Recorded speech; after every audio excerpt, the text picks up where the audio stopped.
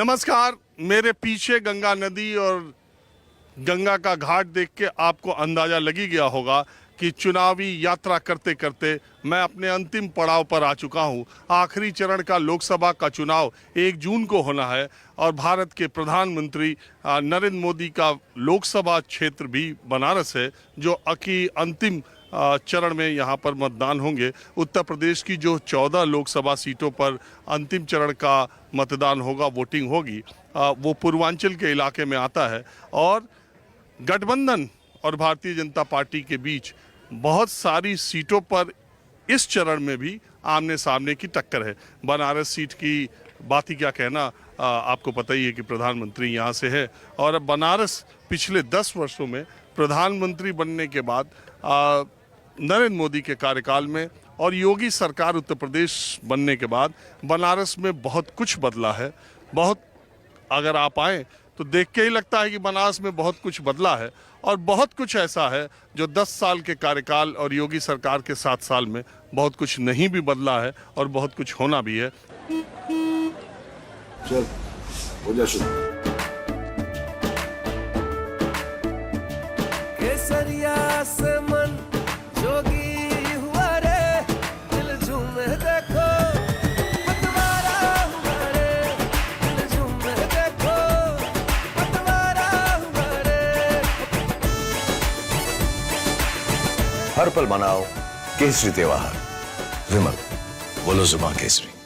लेकिन जो बदला है उसमें 80 घाट का ये नज़ारा है, जहाँ देश के अलग अलग इलाकों से लोग आते रहते हैं। अभी मैं यहाँ जब घाट पर आया हूँ, क्योंकि बनारस का माहौल क्या है, सिर्फ बनारस की ही बात करना,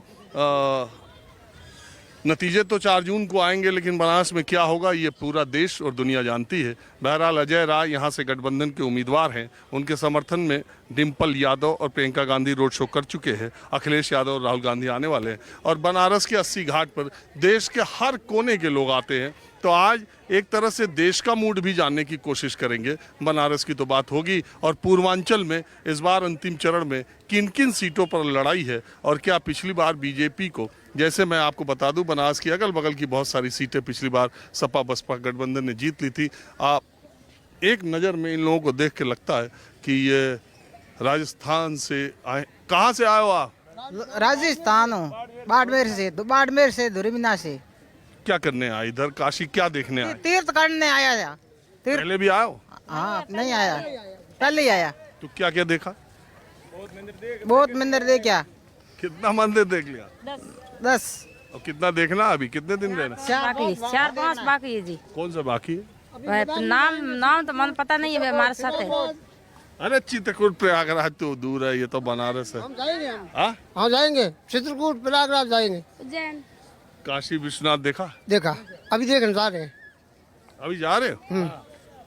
अच्छा, आप बाड़मेर से हो? बाड़मेर से। जरा बाड़मेर की सीट का क्या गणित है बताना। उधर रविंदर भाटी का बड़ा चर्चा था। रविंद्र का चर्चा तो है, पर कला जी जीतेंगे जरूर, श्योर जीतेंगे। कौन पार्टी? बीजेपी? बीजेपी जीतेगी। मोदी जी ने बहुत अच्छा किया देश के लिए। क्या किया? मोदी जी ने सब किया। विदेशों में मोदी जी का दाग चल रहा है। विदेशों में हाँ, कुछ देशों में भी किया कि सब विदेशों में नाम ही किया? ना देश में किया, सब देश में किया। राम मंदिर बनाया, कश्मीर को आजाद कराया, 370 हटाया। ये कम है, बहुत काम किया है मोदी जी ने। मोदी जी बनाया था ना, मैं अब आया हूँ देखने, यूं कटे आवड़ने। मोदी जी ने बढ़िया मंदिर बनाया, हमने जब सभी लोग मिलकर दर्शन करने आए। ठीक है, अच्छा किया। हाँ, आप बताओ क्या हो बाड़मेर में? अच्छी बात, बढ़िया है, जोरदार है। मोदी जी आएंगे जरूर। कल्ला चौधरी ला रहे हेडाट करता। ये इनको रटा रहे हो? ना हाँ, बहुत अच्छी बात है। कैलाश चौधरी आएंगे। उनको क्यों रटवा रहे हो? लाइन मतलब बोलना नहीं आता, थोड़ा हिंदी समझ में। तुम्हें आती है? बिल्कुल आती है। वो तो बोल रहे थे, तुम बोल रहे हो। अच्छा, एक बात बताइए, राजस्थान में मैं तो गया नहीं इस बार, लेकिन बहुत लोग कहते हैं कि पिछली बार जितनी सीटें पिछली बार बीजेपी को आई थी, करीब करीब सब आई थी। इस बार कुछ सीटों का नुकसान हो सकता है? 1-2 सीट का हो सकता है। एक दो सीट का नुकसान हो सकता है, बाड़मेर में नहीं होगा नुकसान। क्या कह रहे? 2 सीट का नुकसान ज़्यादा से ज़्यादा 2 सीट का नुकसान हो सकता है राजस्थान में राजस्थान में। सब कहते हैं 3-4 का हो। मुश्किल है सर, 2 ज़्यादा से ज़्यादा, बाकी बीजेपी सबसे आए। चलिए ठीक है। हाँ हाँ जी, बहुत अच्छा किया मोदी ने, सड़कें बनाई, आवास दिए, घर घर बाथरूम बना हाँ, दिए। अरे तो बोल गया तो मोदी जी आए, हाँ? कौन आए? क्या बोलो? अरे मोदी जी आएगा जी हमारे तो बहुत अच्छे संस्कार मालूम वोट ही दिया है। हाँ, बहुत अच्छा काम किया है, मोदी जी ने ही वोट देना है, मोदी जी ने जिताना है। हाँ, हम देखने के लिए नहीं तो आना भी नहीं पड़ता हमें। राम मंदिर बना है तभी आए हैं, राम मंदिर अयोध्या आए तब आगे चले आए, नहीं तो नहीं अयोध्या आना पड़ता और नहीं आगे आना पड़ता। चलिए ठीक है, आप लोगों ने बात की, शुक्रिया। अब मैं जरा कुछ और लोगों से बात करता हूँ। तो 80 घाट पर मैंने आपको बताया देश के अलग अलग इलाकों से लोग आते हैं, तो मैंने सोचा आज जरा हर तरफ का मूड बनारस पे ही ना बात करके किया जाए। आप लोग कहाँ से आए? हम लोग पटना से हैं। हाँ? पटना से हैं, कब आए? आज आए हैं। अरे वोट होना है अभी वहाँ। वहाँ भी है 1 तारीख को, यहाँ भी आने के बाद मालूम हुआ कि एक ही का है।